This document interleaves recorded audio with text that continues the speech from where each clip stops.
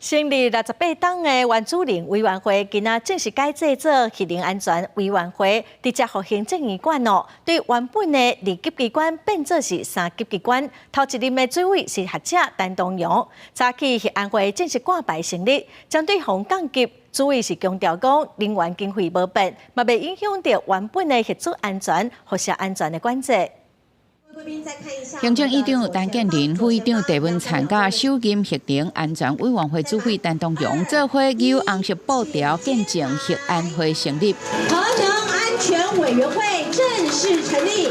经过68年，原子能委员会功成身退，为2级降成3级机关。院长陈建仁致辞时阵表示，专业无改变，主委陈东阳嘛强调，能源经费拢无改变。未来若讲有问题，会请政委、政院来协调。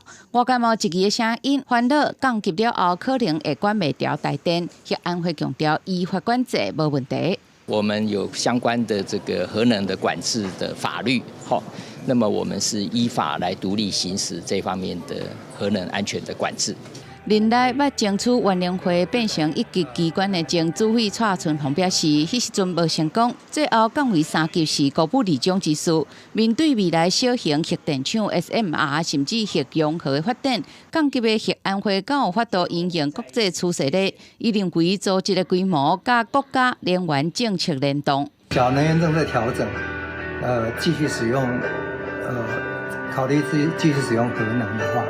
那我想这个部分的工作就会越来越重。首任主委陈东阳接下应信表示责任重大，会扮演好独立管制机关的角色。面对最近台电甲新北市政府再度为敢要定送水保计划争执，造成干式储存设施卡关，伊表示上任了后会去厘清问题，督促台电甲地方政府协调。记者林俊文、曾志成台北报道。